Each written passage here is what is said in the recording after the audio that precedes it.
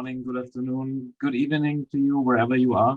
And welcome and thank you for joining our talk today about the OWASP Mobile Security Testing Guide. So you already know us now, myself, Sven and Carlos. So we are both the project leads of the OWASP MSDG project.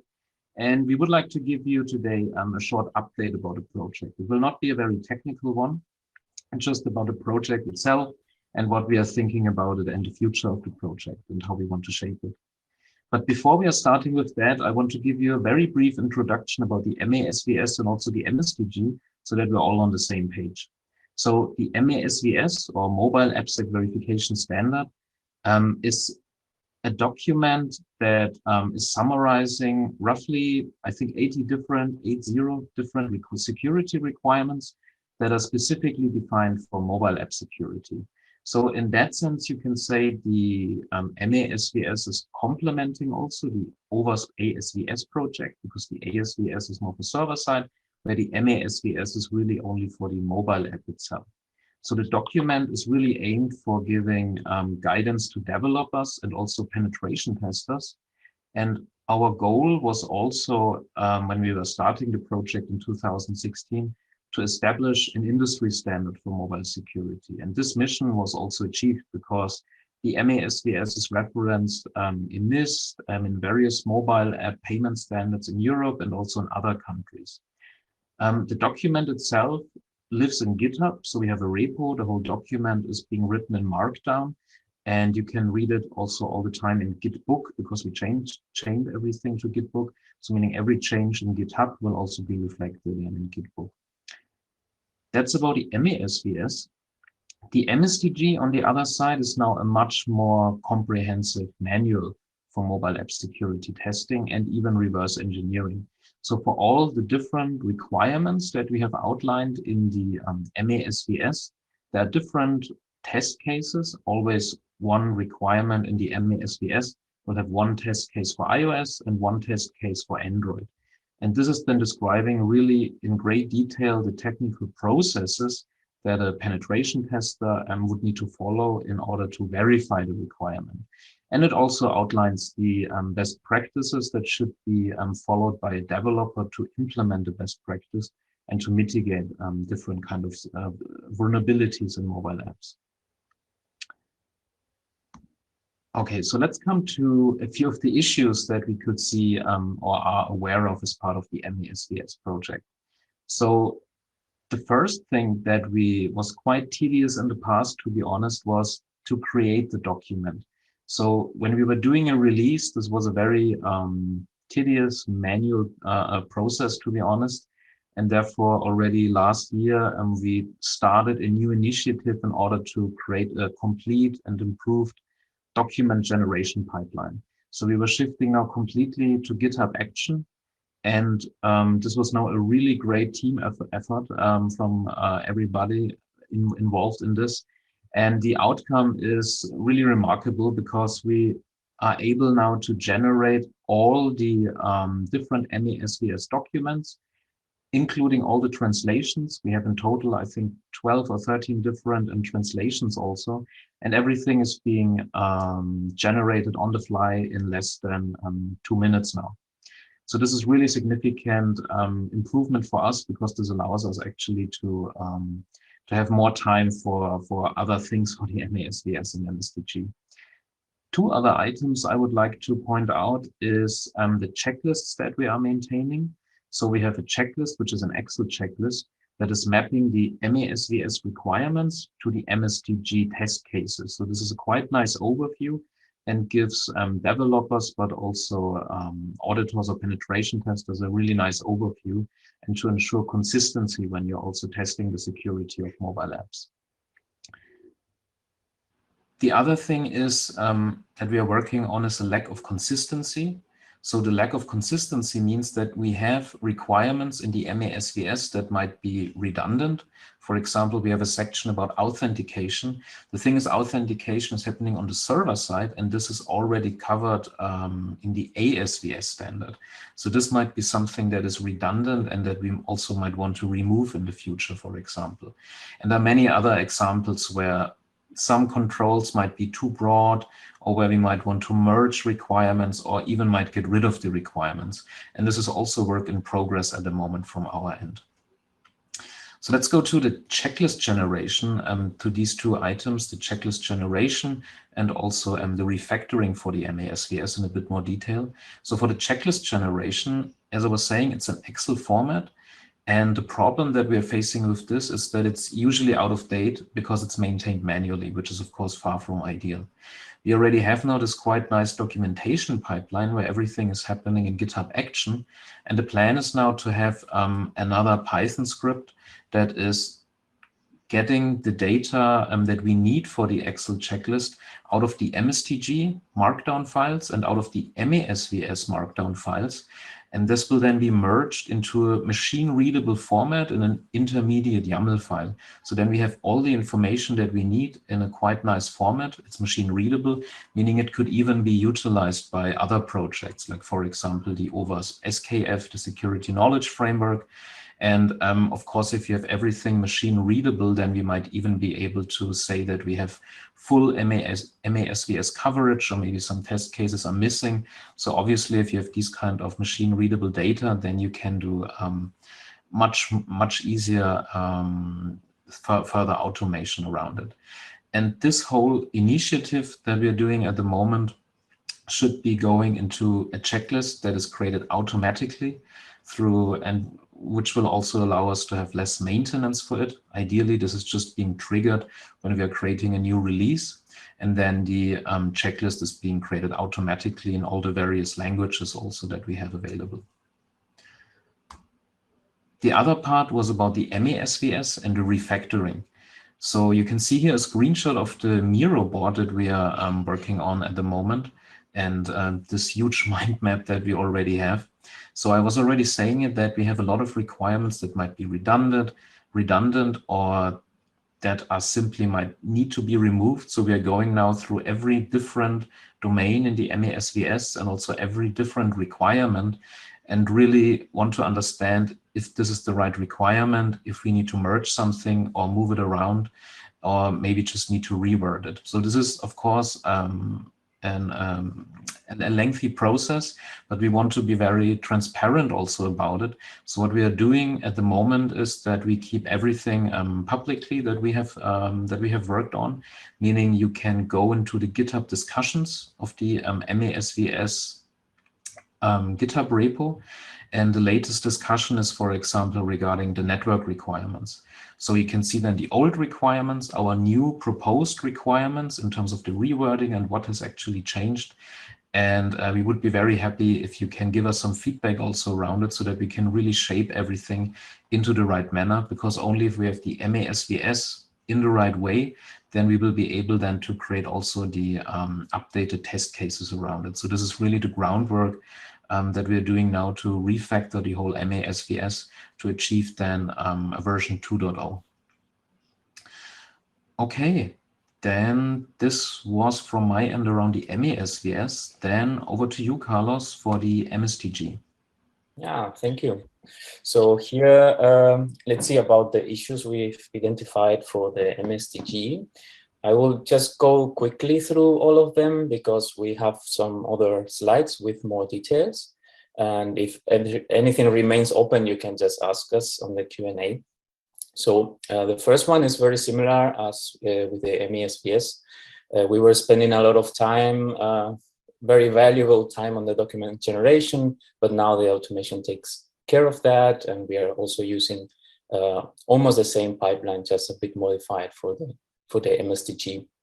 Then we have the second, the lack of usability for testing. So we were thinking about how to make the guide more than a static document, so that that we can make it functional, usable by other tools, people, etc. So Sven was already talking about the machine readable documents, etc. So it goes in this sense.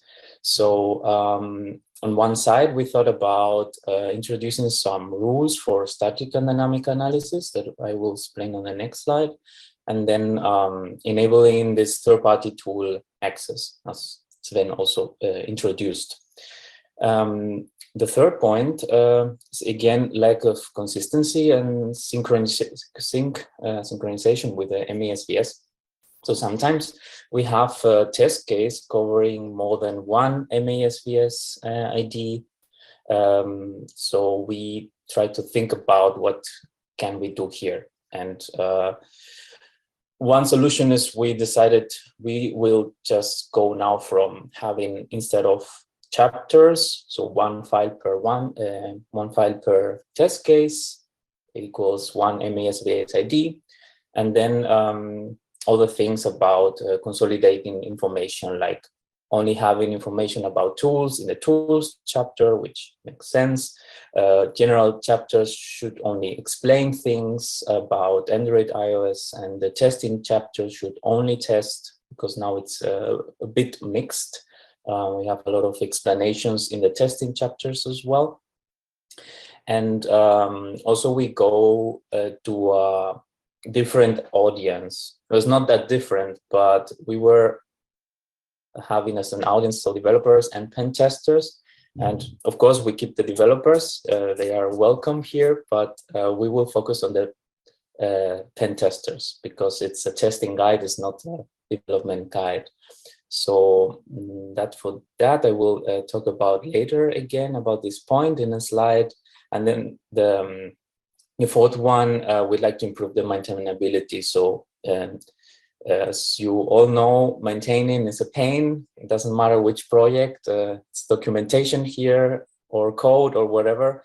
So we noticed that we have a lot of redundant information or information that you can actually find online. And we want to kind of ensure that we are always up to date. So maybe, so one of the solutions is to remove things and link to original sources and then try to go with that. So now let's see more about 2 and 3. So for these rules that I've mentioned, so this is just an idea, but might actually work. We will see about this. If you're familiar with our testing techniques, you will know that we have some static and some dynamic analysis techniques. So in the end, we are almost always doing the same. Like on one side is static, we're searching, grabbing for things, for a string or something. And on the dynamic part, we are tracing some function or hooking this function. So we thought, okay, maybe we can standardize this, and we decide for static analysis to use grep or semgrep for code, and for dynamic analysis, we always use freedom. So actually, we could write rules in some specific way that is nice to read, and it's also nice to parse. And some other tools can use this, and it's even usable for automation, doing smoke tests from a pipeline, etc. So we will come up with something, present it, test it, and let's see what happens. So next one. So this is the new architecture I was talking about. So we try to make clear that everything originates on the MESVS. And as I said before, we will have one file per MESVS ID, including one test case, which is verifying that ID, and has always the same structure, like overview, static analysis, dynamic analysis. And then we go to the test cases, making use of the testing techniques, which will be properly referenced by links, for instance. And these techniques base or are supported by the testing fundamentals. If you look at our current outlines on the MASTG, you will see that testing fundamentals is called now basic security testing, and testing techniques are actually called reverse engineering and tampering. So we wanted to make this a bit more generic, more so abstracted a little bit, so that this is clear what's in there and we can properly link things. So, and the last step is, of course, testing techniques use tools from the tools chapter. And this will be also properly referenced. So in the end, there will be a set of scripts that are triggered by our pipeline and will do different things. As was already mentioned, the security knowledge framework will get some structural information from us. We will generate the Excel checklists automatically for all the languages, statistics about coverage and usage of tools, etc. The static and dynamic analysis rules, which will live in the document and will be parsed, extracted. And of course, our documents like our PDF. And yeah, so that's it. Let's see how it works. And we have one more thing, kind of a big thing. We have a lot of changes and pretty radical, as we write here. So we were changing a lot over these years, restructuring a lot, and we have a lot of things that we can would like to do from now on, as we are presenting here. And this, we thought, deserves something big. So we took this, we distilled in the essence of these changes and tried to make a brand new design. So we took our current covers and turned them into something new, which is this. And so we will be introducing this, don't know yet when exactly, but in the next months probably, along with the new changes. And this should highlight several things. So the first one, that our two documents are part of the same entity. The design is kept clean and simple, consistent, and it reflects all of our changes. It also expresses that we are now more structured and even more functional as before, as we were explaining, allowing this external access and tool access, etc. And we also wanted to reflect the complementarity, because both documents deal with Android and iOS, even if the MESVS is OS agnostic, but yeah, kind of reflecting what we did for the MSTG, also for Android and iOS, and also should be reflected in this cover redesigned that we really hope that you also like as much as we do. And yeah, so that was it from my side. Any feedback, please reach out on the Q&A, and also anytime by email, Slack, on GitHub, on our discussions. If you want to participate in the project, please, anytime, just let us know and we can get you started. We have in our GitHub already how to do that, but in any case, you can just contact us and we will gladly help you. So yeah, thanks a lot from my side, and have a great day and fun with the rest of the conference.